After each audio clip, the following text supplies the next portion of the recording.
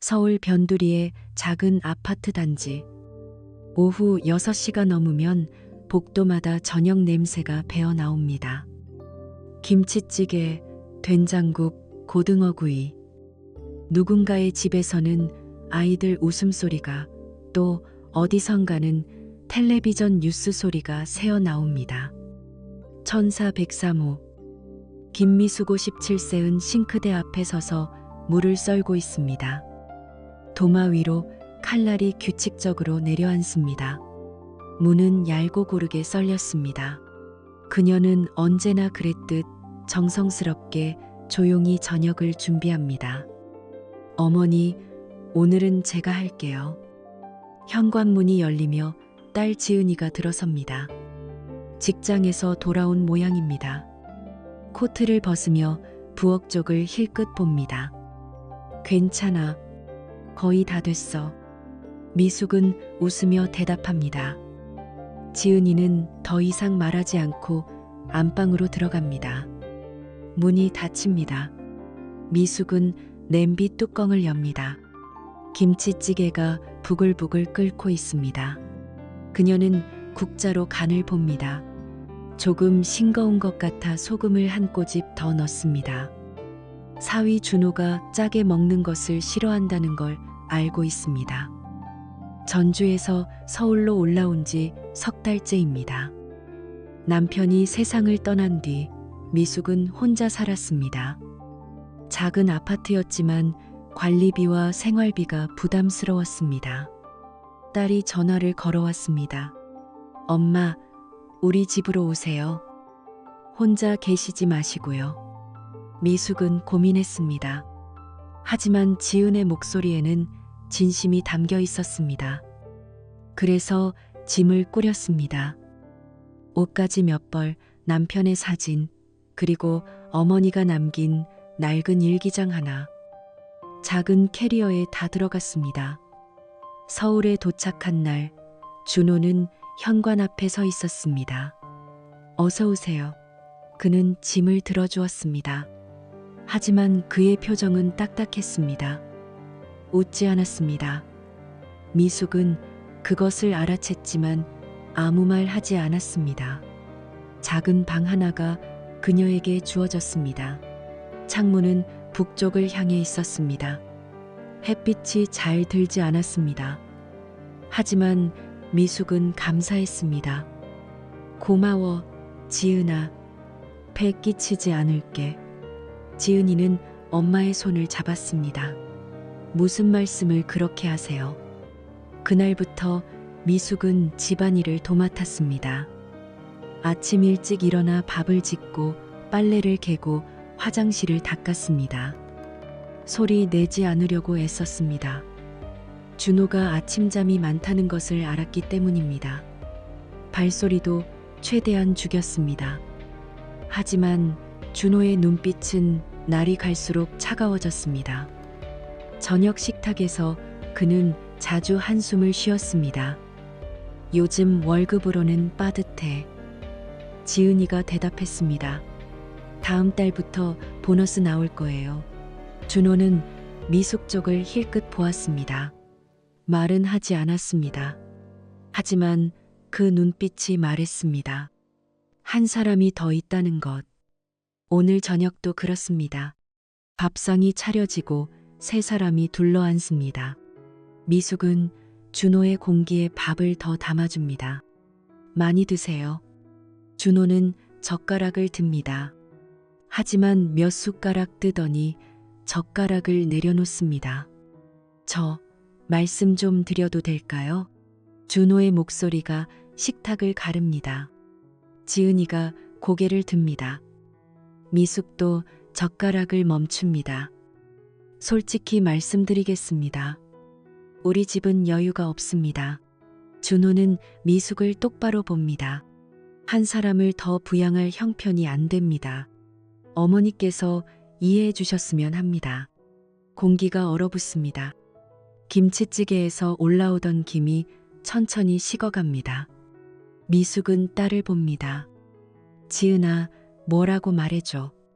엄마를 좀 감싸줘. 하지만 지은이는 고개를 숙입니다. 손으로 얼굴을 가립니다. 이 집은 복지시설이 아닙니다. 준호의 말이 이어집니다. 어머니도 알아서 생각해 주시길 바랍니다. 미숙은 천천히 일어섭니다. 손이 떨립니다. 하지만 목소리는 차분합니다. 알겠습니다. 짐 정리하겠습니다. 엄마, 지은이가 작은 소리로 부릅니다.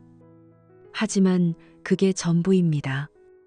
더 이상의 말은 없습니다. 밤 9시, 미숙은 작은 캐리어를 끌고 현관문을 엽니다. 복도에는 찬바람이 불어옵니다. 11월의 서울은 이미 겨울입니다. 그녀는 계단을 내려갑니다. 엘리베이터를 타지 않습니다. 소리가 날까봐 걱정됩니다. 아파트 단지 입구의 버스 정류장. 불빛 아래 홀로 서 있습니다. 가방 하나, 외투 한 벌. 그게 전부입니다. 차가운 바람이 얼굴을 때립니다. 눈물이 날 것 같습니다. 하지만 미숙은 울지 않습니다. 휴대전화를 꺼냅니다. 근처 고시원을 검색합니다. 보증금 없이 들어갈 수 있는 곳. 한 달에 35만 원. 화장실 공용. 창문 없음. 이곳이면 되겠다. 미숙은 전화를 겁니다. 버스가 옵니다. 불빛이 그녀를 비춥니다. 차가운 금속 계단을 밟고 올라탑니다. 카드를 찍습니다. 맨 뒤 자리에 앉습니다. 창밖으로 아파트 단지가 멀어집니다. 1403호의 불빛도 점점 작아집니다. 딸에게 문자를 보냅니다. 엄마 괜찮아. 걱정하지 마. 전송 표시가 뜹니다. 하지만 답장은 오지 않습니다. 미숙은 휴대전화를 가방에 넣습니다. 그리고 창밖을 봅니다. 서울의 밤은 밝습니다. 수많은 불빛들이 깜박입니다. 그 불빛 속 어딘가에 그녀의 자리가 있을 것입니다. 아직은 보이지 않지만 분명 있을 것입니다. 버스는 계속 달립니다. 밤은 깊어갑니다. 그리고 김미숙의 새로운 이야기가 아주 조용히 시작되고 있습니다. 고시원 302호. 창문이 없는 방입니다. 형광등 하나가 천장에 매달려 있습니다. 침대와 작은 책상, 그리고 옷걸이가 전부입니다. 김미숙은 캐리어를 열고 짐을 정리합니다. 옷가지 몇 벌, 세면도구, 그리고 어머니의 유품 상자. 상자를 열자 오래된 냄새가 납니다. 종이와 시간의 냄새. 미숙은 낡은 일기장을 꺼냅니다. 표지가 바래고 모서리가 헤어져 있습니다. 어머니 한숙이 쓰던 것입니다. 어머니가 돌아가시기 전 나중에 읽어봐라고 건네주셨던 물건입니다. 미숙은 일기장을 펼칩니다. 가느다란 글씨들이 빼곡합니다. 날짜는 1967년부터 시작됩니다. 어머니가 20살이던 해입니다. 오늘 태규 씨를 다시 만났다. 부산 항구 근처 찻집에서. 태규 씨는 사업을 한다고 했다. 무역업이라고. 아버지께 말씀드릴 수 없다. 태규 씨는 유부남이다. 미숙은 숨을 멈춥니다. 손이 떨립니다. 페이지를 넘깁니다. 임신한 것 같다. 태규 씨에게 말할 수 없. 혼자 낳기로 했다. 전주로 내려간다.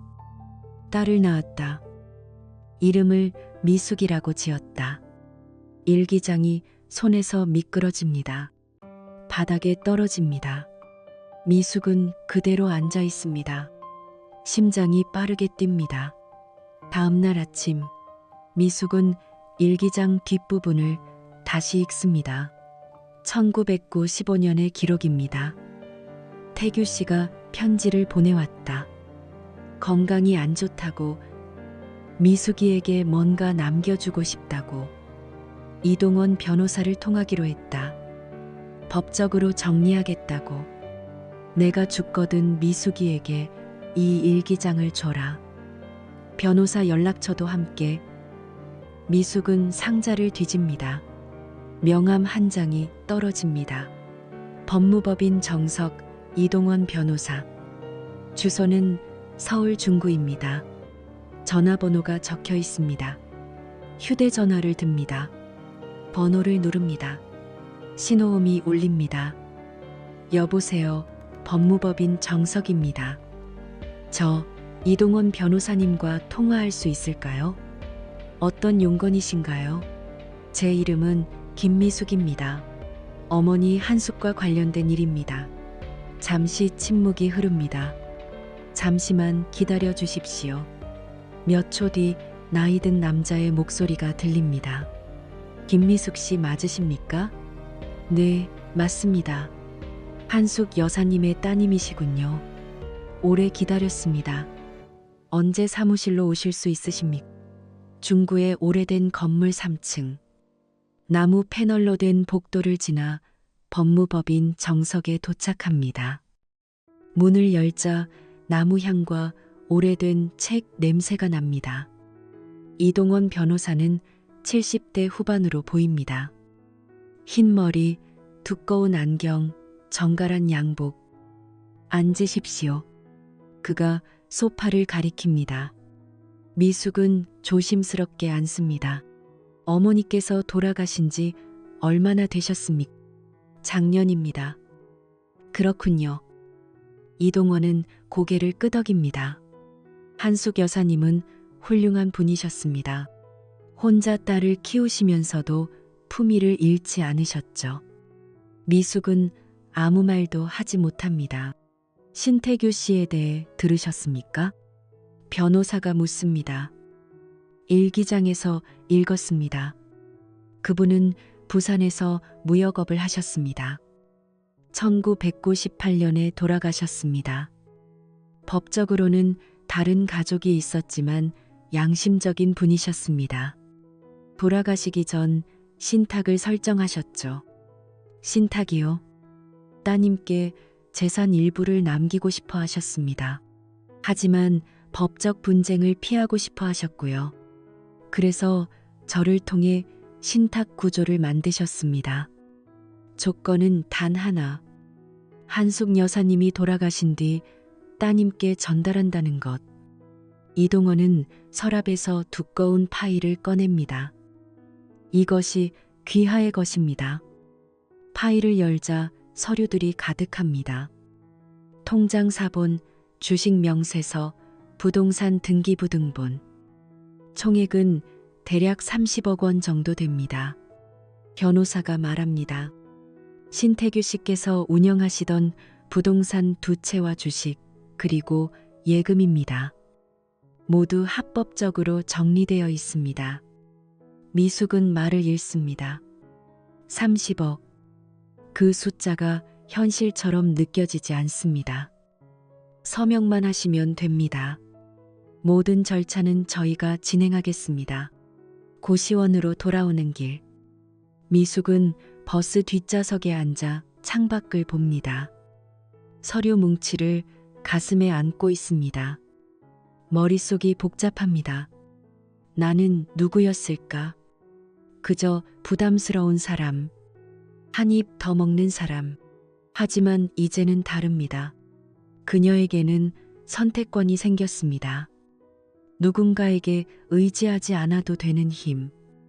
그날 밤 미숙은 노트북을 엽니다. 부동산 정보 사이트를 검색합니다. 논현동의 작은 오피스텔. 보증금 1,000만 원, 월세 50만 원. 사진을 봅니다. 깨끗합니다. 창문이 있습니다. 햇빛이 들어옵니다. 여기부터 시작하자. 다음 날 미숙은 부동산 중개소를 찾아갑니다. 계약서를 작성합니다. 이사는 다음 주입니다. 일주일 뒤 논현동 오피스텔 1204호. 미숙은 캐리어를 끌고 들어옵니다. 햇빛이 창문으로 쏟아집니다. 오랜만에 따뜻함을 느낍니다. 짐을 정리하고 거울을 봅니다. 회색 머리, 주름진 얼굴. 하지만 눈빛은 달라졌습니다. 미숙은 옷장을 엽니다. 오래된 옷들을 꺼냅니다. 이제 바꿔야 할 때야. 강남역 근처 백화점. 미숙은 여성복 매장을 돕니다. 점원이 다가옵니다. 어떤 걸 찾으세요? 정장이요. 깔끔한 거요. 점원은 회색 블레이저와 검은색 바지를 권합니다. 미숙은 탈의실에서 입어봅니다. 거울 속 자신이 낯섭니다. 하지만 나쁘지 않습니다. 잘 어울리세요. 점원이 미소 짓습니다. 이걸로 할게요. 며칠 뒤 미숙은 부동산 투자 강좌를 신청합니다. 강남의 작은 교육원. 수강생 대부분은 젊은 사람들입니다. 미숙은 맨 뒤에 앉습니다. 부동산 투자의 핵심은 정보입니다. 강사가 말합니다. 임대차 계약서를 읽을 줄 알아야 하고 등기부등본을 분석할 줄 알아야 합니다. 미숙은 노트에 적습니다. 하나하나 꼼꼼하게. 수업이 끝나고 강사가 다가옵니다. 열심히 하시네요. 배울 게 많아서요. 무슨 목표가 있으신가요? 미숙은 잠시 망설입니다. 그리고 대답합니다. 제 삶을 되찾고 싶습니다. 강사는 고개를 끄덕입니다. 좋은 이유입니다. 어느 날 저녁 미숙은 노트북으로 부동산 경매 사이트를 봅니다. 여러 물건이 나와 있습니다. 아파트, 상가, 토지. 그러다 한 항목에서 멈춥니다. 서울시 강서구 화곡동 다세대 주택. 유찰 2회. 감정가 대비 70% 시작. 주소를 확인합니다. 심장이 뜁니다. 그곳은 지은이와 준호가 사는 건물입니다. 미숙는 상세 정보를 클릭합니다. 건물주가 세금 체납으로 경매에 넘어간 것입니다. 입찰 마감일은 2주 뒤. 손가락이 마우스 위에서 멈춥니다. 머릿속으로 계산이 시작됩니다. 낙찰 예상가, 임대 수익률, 관리 비용. 그리고 또 다른 생각. 그들이 나를 어떻게 대했는지. 미숙은 노트에 적습니다. MS홀딩스. 회사 이름입니다. 자신의 이니셜을 딴. 다음 날 미숙은 이동원 변호사를 다시 찾아갑니다. 법인을 설립하고 싶습니다. 무슨 용도입니까? 부동산 투자입니다. 이동원은 안경 너머로 그녀를 봅니다. 좋습니다. 준비하겠습니다. 그리고 한 가지 더. 미숙이 말합니다. 제 이름이 드러나지 않게 해주세요. 대리인을 통해 모든 걸 진행하고 싶습니다. 이유가 있습니까? 개인적인 일입니다. 변호사는 고개를 끄덕입니다. 알겠습니다. 밤. 미숙은 창가에 섭니다. 서울의 불빛들이 반짝입니다. 휴대전화를 봅니다. 지은에게서 온 문자가 하나 있습니다. 엄마, 어디 계세요? 연락 주세요. 미숙은 답장하지 않습니다. 아직은 아닙니다. 아직은 때가 아닙니다. 그녀는 일기장을 꺼냅니다. 어머니의 마지막 페이지를 읽습니다. 미숙아, 네가 이 글을 읽고 있다면 엄마는 이미 없을 거야. 미안하다. 내게 아버지를 만나게 해주지 못해서. 하지만 이것만은 기억해라. 너는 사랑받을 자격이 있는 사람이다. 누구에게도 짐이 아니다. 미숙은 일기장을 덮습니다. 그리고 자신의 노트를 엽니다. 빈 페이지에 적습니다. 오늘부터 나는 나를 먼저 용서한다. 그리고 내 삶을 되찾는다. 창밖으로 찬바람이 붑니다. 하지만 미숙은 더 이상 춥지 않습니다. 이제 그녀에게는 방향이 있습니다. 그리고 힘이 있습니다. 경매 입찰일. 서울중앙지방법원 경매계. 미숙은 건물 밖에서 기다립니다. 대리인 자격으로 이동원 변호사의 사무장이 들어갔습니다. 그녀는 직접 나서지 않습니다. 이름이 드러나서는 안 됩니다. 1시간 뒤 전화가 옵니다. 낙찰되었습니다. 사무장의 목소리입니다. 경쟁자가 없었습니다. 감정가의 72%의 낙찰. 감사합니다. 미숙은 전화를 끊고 벤치에 앉습니다. 손이 떨립니다. 시작되었습니다. 돌이킬 수 없는 길. 한 달 뒤 등기 이전이 완료됩니다. 화곡동 다세대 주택의 소유주는 이제 MS홀딩스입니다. 법인 등기부에는 대표이사 이동원, 실소유주 비공개로 되어 있습니다. 미숙은 건물 관리를 전문업체에 맡깁니다. 그리고 지시합니다. 모든 세대에 통지를 보내세요. 임대차 계약 재검토와 관리비 정상화 안내입니다. 기존 임대료보다 오를 텐데 괜찮으시겠습니까? 관리업체 직원이 묻습니다. 시장 가격에 맞추는 겁니다. 법적으로 문제 없습니다. 알겠습니다. 일주일 뒤 천사 103호 박준호의 우편함에 통지서가 도착합니다. MS홀딩스 건물 관리 정상화 안내.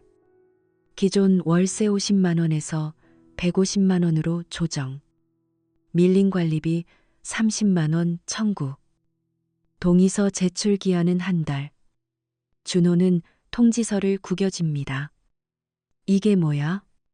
지은이 옆에서 통지서를 펼칩니다. 얼굴이 하얗게 질립니다. MS홀딩스. 건물주가 바뀐 거야. 지은이 묻습니다. 경매로 넘어갔다는 소문은 들었는데 준호가 이를 갑니다. 누가 샀는지 알아봐야겠어. 월세를 3배나 올리다니. 말도 안 돼. 관리사무소에 따지러 갈 거야. 준호는 현관문을 박차고 나갑니다. 지은은 소파에 주저앉습니다. 손으로 얼굴을 감쌉니다. 같은 시각 논현동 오피스텔. 미숙은 노트북 앞에 앉아 있습니다. 관리업체로부터 보고를 받습니다. 1403호 박준호 씨 관리사무소 방문 예정. 강하게 항의할 것으로 예상. 미숙은 답장을 씁니다. 법적 절차대로 대응. 감정적 대응 금지. 모든 대화 녹취. 그녀는 창밖을 봅니다. 감정이 잃지 않는 건 아닙니다.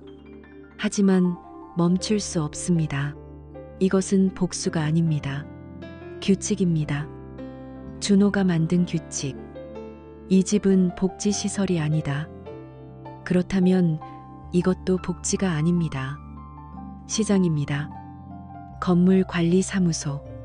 준호가 문을 열고 들어섭니다. 관리인 어디 있어요? 중년 남자가 나옵니다. 무슨 일이십니까? 이게 뭡니까? 준호가 통지서를 내밉니다. 월세를 3배나 올리다니 말이 돼요. 불법 아닙니까? 계약서를 확인하셨습니까? 재계약 시 임대료 조정 조항이 있습니다. 법적으로 문제 없습니다. 주변 시세가 이렇게 비쌉니까? 저희가 조사한 바로는 현재 책정된 가격이 적정 수준입니다. 준호는 책상을 칩니다. 건물주 만나게 해줘요. 직접 얘기할 겁니다. 건물주는 법인입니다. 직접 만남은 불가능합니다. 모든 문의는 관리업체를 통해 주시기 바랍니다. 법인 MS홀딩스. 이게 누구야? 죄송하지만 소유주 정보는 공개할 수 없습니다. 준호는 몇 분간 더 소리를 지르다 나갑니다. 관리인은 녹취 파일을 저장하고 미숙에게 보고서를 보냅니다. 그날 밤 1403호 준호와 지은이 마주 앉아 있습니다. 식탁 위에 통장과 계산기가 놓여 있습니다. 월세 150이면 우리 월급으로 감당 안 돼. 준호가 말합니다. 이사를 가야 할까? 지은이 조심스럽게 묻습니다. 보증금 어떻게 구해? 여기도 겨우 들어온 거잖아. 지은은 입술을 깨뭅니다. 그리고 작게 말합니다. 엄마한테. 뭐? 준호가 그녀를 쏘아봅니다. 엄마한테 연락해 볼까 해서. 미쳤어. 그 사람 쫓아낸 게 우리잖아. 이제 와서 도움 달라고. 지은은 고개를 숙입니다. 눈물이 떨어집니다. 준호는 한숨을 쉽니다. 내가 알아볼게. 대출이라도 받든지. 며칠 뒤 미숙은 관리업체로부터 또 다른 보고를 받습니다. 건물 공용시설 개선 작업 시작. LED 조명 교체, 복도 페인트 칠, CCTV 추가 설치, 엘리베이터 점검 완료. 입주민 대부분은 만족합니다. 오래된 건물이 깨끗해지고 안전해졌습니다. 관리비는 조금 올랐지만 납득할 만합니다. 하지만 1403호만은 다릅니다. 준호는 이메일을 보냅니다. 부당한 임대료 인상 철회 요구, 불응시 법적 대응 예고. 이동원 변호사가 답장을 작성합니다. MS홀딩스는 적법한 절차를 따랐습니다. 임대차 보호법에 따라 계약 만료 후 재계약 조건은 쌍방합의 사항입니다.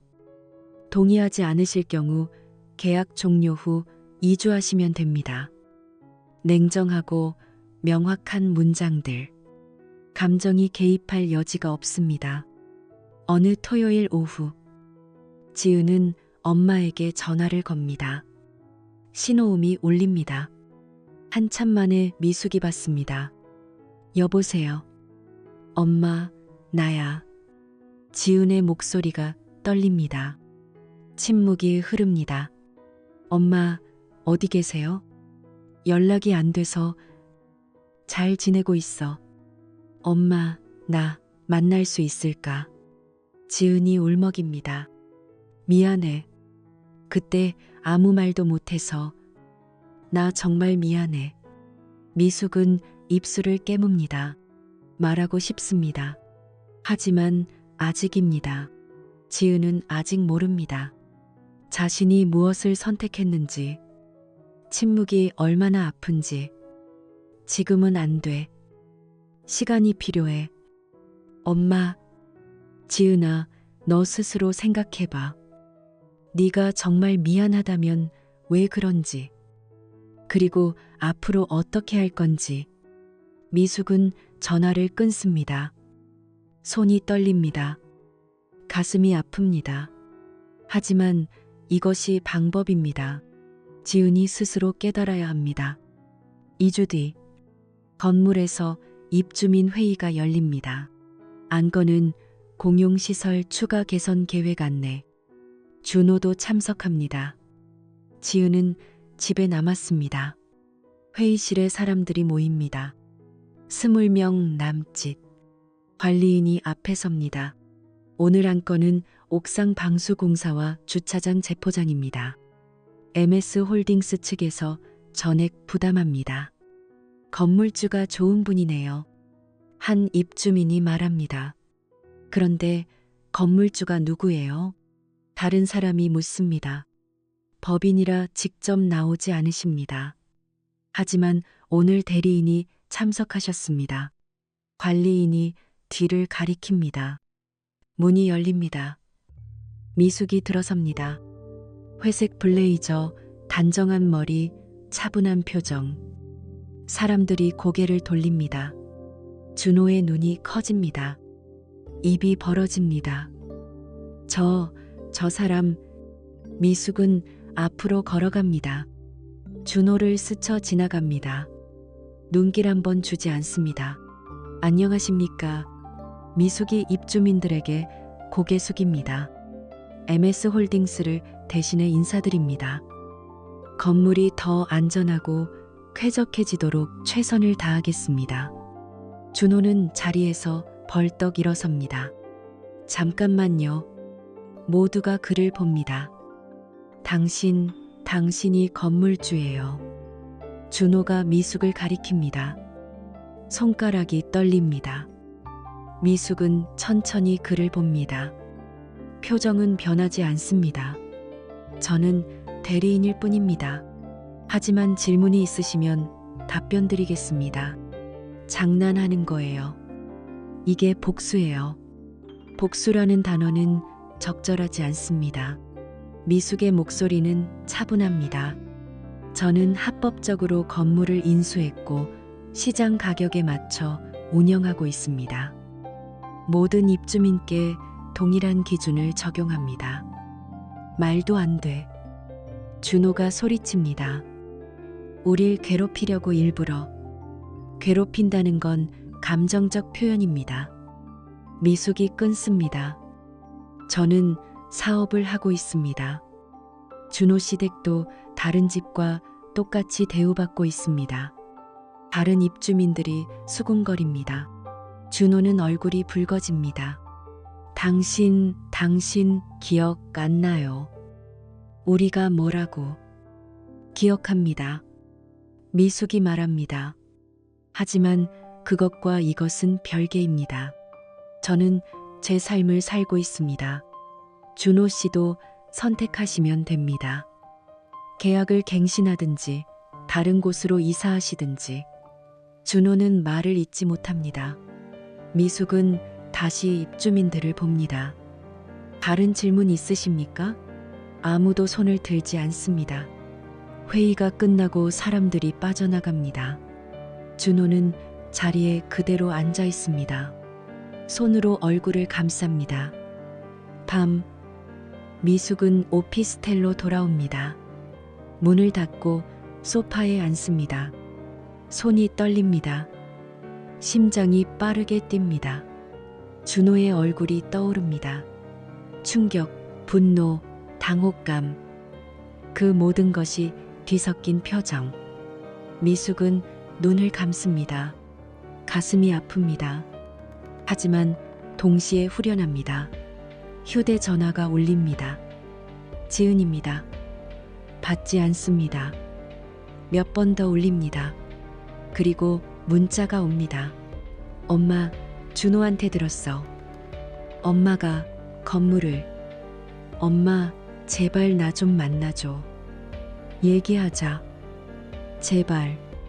미숙은 휴대전화를 내려놓습니다. 창밖을 봅니다. 서울의 밤은 여전히 밝습니다. 그녀는 노트를 펼칩니다. 그리고 적습니다. 시작했다. 돌아갈 수 없다. 하지만 이것이 내가 선택한 길이다. 밤은 깊어갑니다. 미숙은 잠들지 않습니다. 내일 무슨 일이 일어날지 모릅니다. 하지만 두렵지 않습니다. 이제 그녀에게는 힘이 있습니다. 그리고 이유가 있습니다. 회의 다음 날 1403호는 조용합니다. 준호는 출근하지 않았습니다.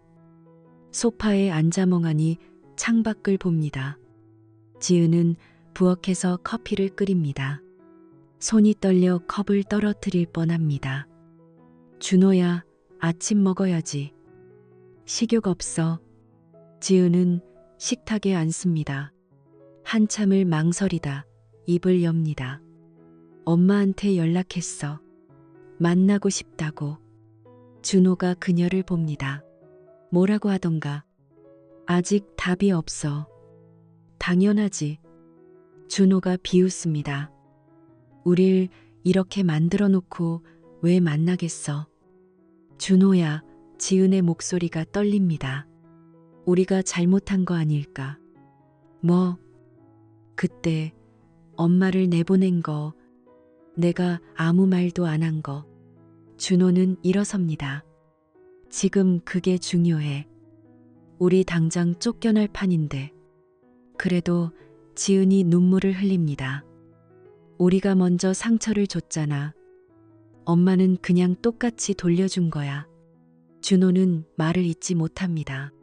주먹을 쥡니다. 그리고 현관문을 박차고 나갑니다. 같은 시각. 논현동 오피스텔. 미숙은 이동원 변호사와 통화 중입니다. 1403호에서 이메일이 또 왔습니다. 변호사가 말합니다. 이번엔 협박성 내용입니다. 당신의 과거를 폭로하겠다고. 무슨 과거요? 신태규 씨와의 관계, 혼외 자녀라는 점. 그걸 건물 입주민들에게 알리겠다는 겁니다. 미숙은 침묵합니다. 가슴이 철렁합니다.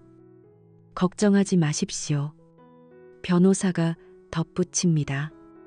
이미 명예훼손 및 협박으로 경고장을 준비했습니다. 법적 증거도 충분합니다. 오히려 그쪽이 불리합니다. 고맙습니다. 전화를 끊고 미숙은 창가에 섭니다. 손이 떨립니다.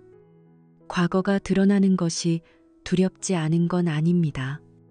하지만 이제는 숨지 않을 것입니다. 휴대전화가 울립니다. 지은입니다. 이번에는 받습니다. 여보세요. 엄마, 지은의 목소리가 떨립니다. 나 좀 만나줘. 제발. 미숙은 잠시 망설입니다. 그리고 대답합니다. 내일 오후 3시. 논현역 근처 카페로 와. 엄마, 고마워. 다음 날. 작은 카페. 창가 자리에 미숙이 앉아 있습니다. 커피 한 잔이 식어갑니다. 시계를 봅니다. 3시 5분. 문이 열립니다. 지은이 들어옵니다. 얼굴이 초췌합니다. 눈이 부어 있습니다. 엄마. 지은이 다가와 앉습니다. 두 사람은 한동안 말이 없습니다. 커피 시킬래? 미숙이 먼저 묻습니다. 아니, 괜찮아. 또 침묵이 흐릅니다. 지은이 손을 떱니다. 눈물이 떨어집니다. 미안해, 엄마. 정말 미안해. 미숙은 휴지를 건넵니다. 지은은 얼굴을 닦습니다. 그때 내가 아무 말도 안 했어. 준호가 엄마를 내쫓을 때 나 겁쟁이였어. 엄마가 얼마나 아팠을지 알아. 미숙이 조용히 말합니다. 엄마는 우리 때문에 전주에서 올라오셨잖아. 혼자 사시기 힘드시니까. 근데 우리는. 지은아. 미숙이 딸의 손을 잡습니다. 너만의 잘못이 아니야. 하지만 네가 선택해야 했어. 엄마와 남편 사이에서. 넌 남편을 선택했지.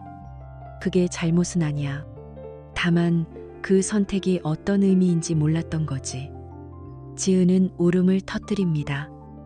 지금도 몰라. 나 어떻게 해야 해. 준호는 미쳐가고 엄마는 멀어지고 미숙은 딸을 봅니다. 가슴이 아픕니다. 하지만 이것이 필요합니다. 지은아, 네가 먼저 결정해야 해. 네가 어떤 사람이 되고 싶은지. 남편의 아내로만 살 건지 아니면 내 자신으로 설 건지.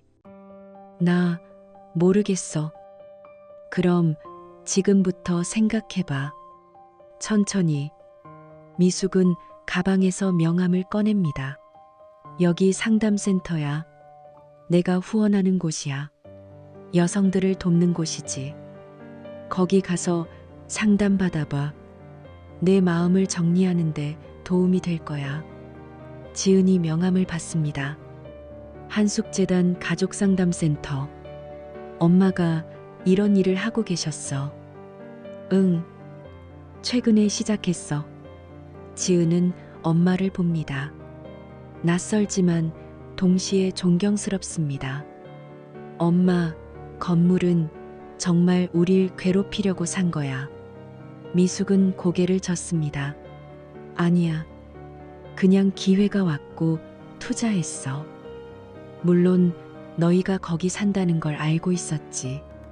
하지만 이건 감정이 아니라 원칙이야. 준호가 했던 말 기억나니? 이 집은 복지가 아니다. 맞는 말이야. 내 건물도 복지가 아니야. 시장이지. 지은은 입술을 깨뭅니다. 지은아, 나는 너희를 망하게 하려는 게 아니야. 다만 같은 규칙을 적용할 뿐이야. 준호가 날 대했던 그 규칙. 알겠어. 지은이 작게 말합니다. 우리가 받아야 할 거였어. 일주일 뒤, 지은은 상담센터를 찾아갑니다. 작고 따뜻한 사무실. 상담사는 50대 여성입니다. 편하게 앉으세요. 지은은 자신의 이야기를 꺼냅니다. 결혼 생활, 엄마와의 관계, 준호의 통제, 자신의 침묵. 저는 언제나 눈치를 봤어요. 남편한테, 시댁한테. 제 의견은 없었어요. 왜 그랬다고 생각하세요? 무서웠어요. 싫은 소리 듣는 게, 혼자가 되는 게. 상담사는 고개를 끄덕입니다. 혼자가 되는 것보다 무서운 게 뭔지 아세요? 지은이 고개를 듭니다. 자기 자신을 잃어버리는 거예요. 지은 씨, 당신은 누구세요? 지은은 대답하지 못합니다. 눈물이 흐릅니다. 같은 주, 준호는 계속 이메일을 보냅니다. 위협, 항의, 협상 시도. 하지만 MS홀딩스는 일관된 답변만 보냅니다. 법적 절차를 따르십시오. 그러던 어느 날 이동원 변호사로부터 내용 증명이 도착합니다. 명예훼손 및 협박 행위에 대한 법적 조치 예고, 7일 이내 사과 및 재발 방지, 확약서 제출 요구. 준호는 서류를 구깁니다. 하지만 이내 펼칩니다. 손이 떨립니다. 현실이 보입니다. 자신이 이길 수 없다는 것. 그날 밤 지은이 집에 돌아옵니다. 상담을 받고 온 뒤입니다. 준호야, 우리 이사 가자. 준호가 고개를 듭니다. 뭐? 여기서 버티는 건 의미 없어. 우리 새로 시작하자. 돈이 어딨어? 내가 대출 받을게. 그리고 나 다시 일구할 거야. 아르바이트라도. 준호는 지은을 봅니다. 처음 보는 눈빛입니다. 단호하고 분명합니다. 그리고 준호야, 나 상담 받을 거야. 계속 내가 누군지 찾고 싶. 준호는 아무 말도 하지 못합니다. 한 달 뒤 1403호 문 앞에 이사 완료 스티커가 붙습니다. 준호와 지은은 구로구의 작은 오피스텔로 이사했습니다. 보증금은 적지만 그들이 감당할 수 있는 곳입니다. 이동원 변호사가 미숙에게 보고합니다. 박준호 씨가 서면 사과문을 제출했습니다. 재발 방지 각서도 함께요. 알겠습니다. 따님은 요즘 어떻습니까? 상담받고 있어요. 아르바이트도 시작했고요. 다행입니다. 미숙은 창밖을 봅니다. 변호사님, 건물 매각 절차 진행해 주세요. 지금요? 네. 목적은 이뤘어요. 이제 놓을 때가 됐어요. 2달 뒤, MS홀딩스는 건물을 매각합니다. 새 건물주는 기존 임대 조건을 유지하기로 합니다. 입주민들은 안도합니다. 미숙은 수익금의 절반을 한숙재단에 기부합니다. 나머지로 의정부에 작은 집을 삽니다. 마당이 있는 단층 집. 장미를 심을 수 있는 곳. 지은에게 문자를 보냅니다. 새 주소야. 언제든 놀러와. 답장이 옵니다. 고마워, 엄마. 이번 주 토요일에 갈게. 토요일 오후. 의정부 집. 미숙은 현관 앞에서 기다립니다. 지은이 버스에서 내립니다. 손에 꽃다발을 들고 있습니다. 엄마, 잘 왔어. 두 사람은 포옹합니다. 오래 꽉. 거실에 앉아 차를 마십니다. 지은이 가방에서 액자를 꺼냅니다. 이거 내가 그린 거야. 추상화입니다. 붉은색과 금색이 섞여 있습니다. 불타오르는 새처럼 보입니다. 봉황이야. 지은이 설명합니다. 엄마를 생각하면서 그렸어. 다시 일어서는 엄마. 미숙은 그림을 봤습니다. 눈시울이 붉어집니다. 거실에 걸게. 엄마, 미안해. 그리고 고마워. 지은아. 미숙이 딸의 손을 잡습니다. 네가 깨달은 게 중요해. 이제 넌 내 길을 가는 거야. 응. 겁나지만 해볼게. 잘할 거야. 해가 집니다. 두 사람은 마당에 앉아 장미를 봅니다. 바람이 북습니다. 하지만 따뜻합니다. 미숙은 일기장을 꺼냅니다. 어머니의 것이 아니라 자신의 것. 그리고 적습니다. 오늘 지은이가 왔다. 우리는 처음으로 진짜 대화를 나눴. 용서는 시간이 필요하지만 시작은 했다. 이제 나는 혼자가 아니다. 나는 나로 살고 있. 밤이 옵니다. 별이 뜹니다. 김미숙의 새로운 삶이 조용하지만 확실하게 빛나고 있습니다. 봄. 의정부 집 마당에 장미가 핍니다. 미숙은 아침마다 물을 줍니다. 무릎을 굽히고 흙을 만집니다. 손톱 사이로 흙이 들어가지만 개의치 않습니다. 이 손의 온도가 좋습니다. 현관문이 열립니다. 지은이 들어섭니다. 요즘 주말마다 옵니다. 엄마, 나왔어. 응. 안에 들어가. 아침 차려놨어. 식탁에는 된장찌개와 보리밥, 구운 고등어가 있습니다. 소박하지만 정성스럽습니다. 잘 먹겠습니다. 지은이 밥을 뜹니다. 미숙도 마주 앉습니다. 요즘 상담은 어때? 미숙이 묻습니다. 좋아. 많이 배워. 나 자신에 대해서. 준호는. 지은이 잠시 멈춥니다. 우리 헤어지기로 했어. 미숙은 놀라지 않습니다. 예상했던 일입니다. 괜찮아. 미숙이 조심스럽게 묻습니다. 응. 지은이 고개를 끄덕입니다. 슬프지만 필요한 일이야. 우린 서로를 힘들게 했어. 계속 있으면 둘 다 망가질 것 같았어. 잘 결정했어. 엄마도 그렇게 생각해. 응. 관계는 서로를 살려야 해. 죽이는 게 아니라. 지은은 미소 짓습니다. 엄마 말이 요즘 달라졌어. 더 단단해졌달까. 나이 들어서 그런가 봐. 두 사람은 웃습니다. 오랜만에 편안한 웃음입니다. 오후. 미숙은 서재에서 서류를 정리합니다. 한숙재단 관련 문서들입니다. 상담 실적 보고서, 후원금 내역, 앞으로의 계획. 전화가 옵니다. 재단 사무국장입니다. 이사님, 다음 주 화요일에 강연 요청이 들어왔습니다. 무슨 강연이요? 경력 단절 여성 재기 프로그램입니다. 이사님 이야기를 듣고 싶다고 하시네요. 미숙은 망설입니다. 자신의 이야기를 낯선 사람들 앞에서 한다는 것. 생각해 볼게요. 네, 천천히 결정하세요. 전화를 끊고 미숙은 창밖을 봅니다. 마당의 장미들이 바람에 흔들립니다. 그녀는 생각합니다.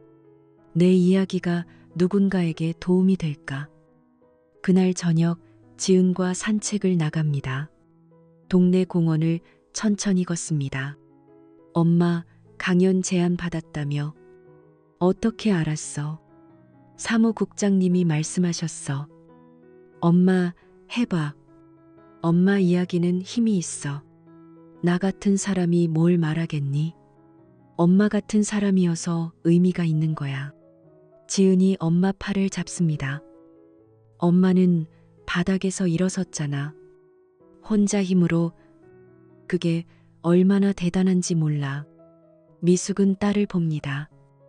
눈시울이 뜨거워집니다. 생각해 볼게. 다음 주 화요일. 서울 마포구 여성인력개발센터. 미숙은 강당 뒤에 서 있습니다. 앞에는 40여 명의 여성들이 앉아 있습니다. 나이도, 사연도 다양합니다. 사회자가 소개합니다. 오늘은 한숙재단 김미숙 이사님을 모셨습니다. 57살에 새로운 삶을 시작하신 분입니다. 박수가 터집니다. 미숙은 단상으로 걸어갑니다. 손이 떨립니다. 마이크를 잡습니다. 안녕하세요. 김미숙입니다. 목소리가 작습니다. 심호흡을 합니다. 저는 평범한 사람입니다. 남편 잃고 딸에게 짐이 되고 쫓겨난 사람입니다. 청중이 조용해집니다. 고시원에서라면 끓여 먹으면서 생각했습니다. 내 인생이 왜 이렇게 됐을까? 내가 뭘 잘못했을까? 미숙은 잠시 멈춥니다. 눈을 감았다 뜹니다. 그런데 어느 날 깨달았습니다. 잘못이 아니라 선택이었다는 걸. 나는 언제나 남을 먼저 생각했습니다. 내 목소리는 죽였습니다. 그게 착한 거라고 믿었습니다. 몇몇 여성들이 고개를 끄덕입니다. 하지만 착한 것과 자기를 지우는 것은 다릅니다. 저는 그걸 너무 늦게 배웠습니다. 57살에 미숙은 청중을 봅니다. 그래도 늦지 않았습니다. 저는 다시 시작했습니다. 혼자 힘으로. 그리고 배웠습니다. 내가 누구인지. 박수가 나옵니다. 미숙은 계속 말합니다. 여러분, 나이는 숫자일 뿐입니다.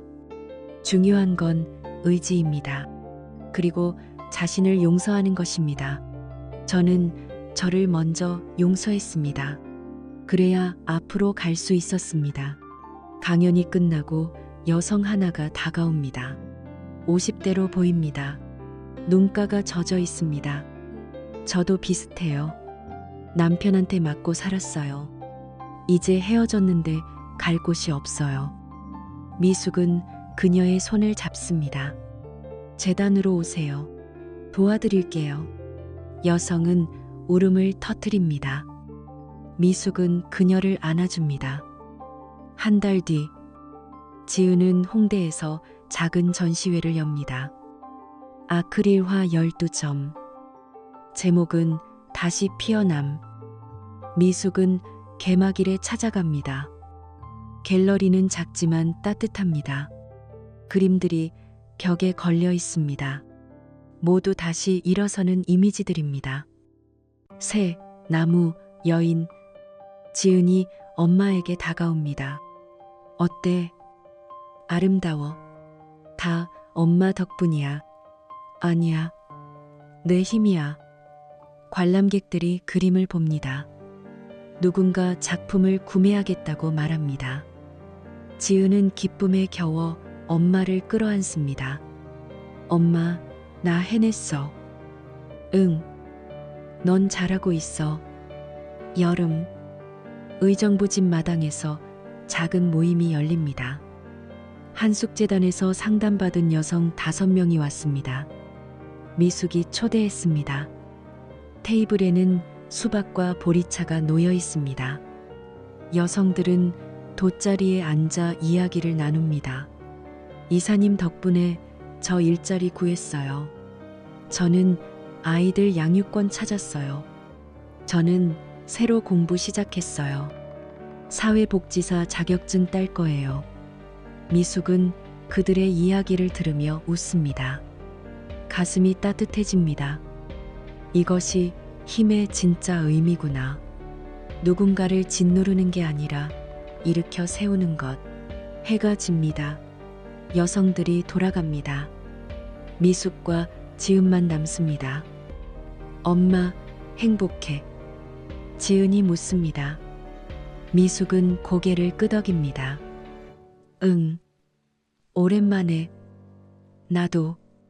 두 사람은 마당의 장미를 봅니다. 붉은 꽃들이 저녁 햇살을 받아 빛납니다. 가을. 미숙은 어머니 한숙의 묘를 찾아갑니다. 전주 외곽의 작은 공동묘지. 손질된 잔디 위에 비석이 서 있습니다. 미숙은 꽃을 놓고 절을 합니다. 그리고 앉습니다. 어머니, 저 이제 괜찮아요. 제 이름을 찾았어요. 어머니가 남겨주신 것들 덕분에요. 바람이 붑니다.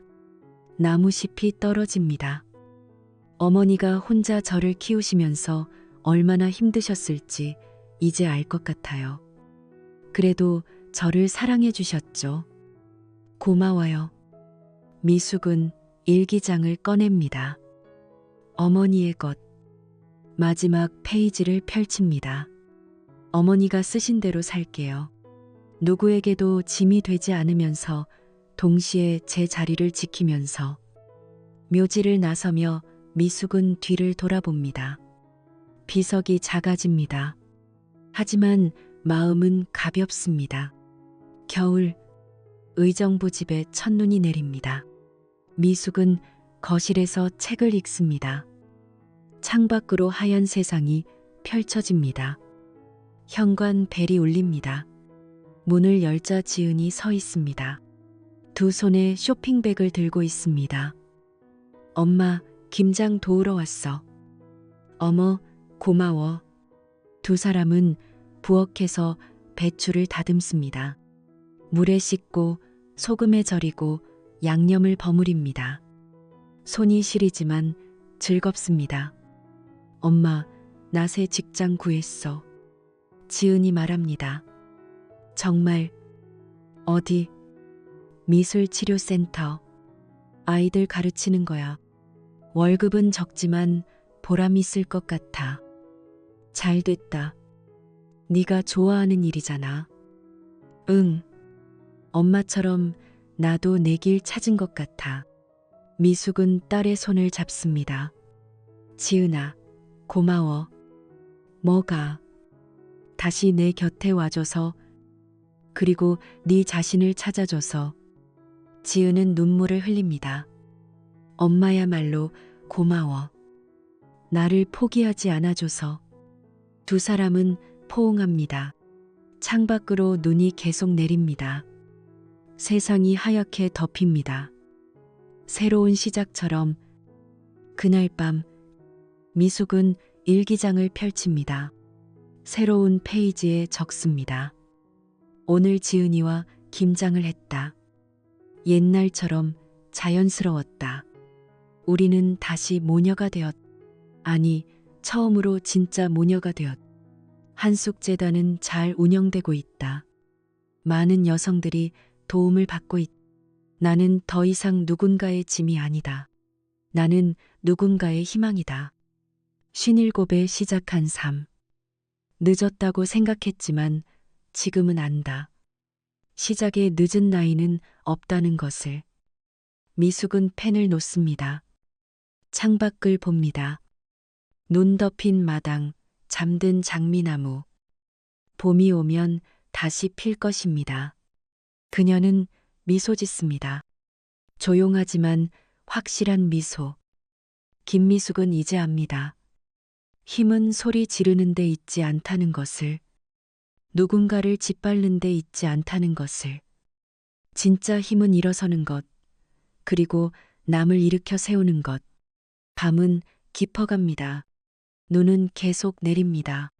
하지만 집안은 따뜻합니다. 김미숙의 새로운 삶이 조용하고 단단하게 빛나고 있습니다.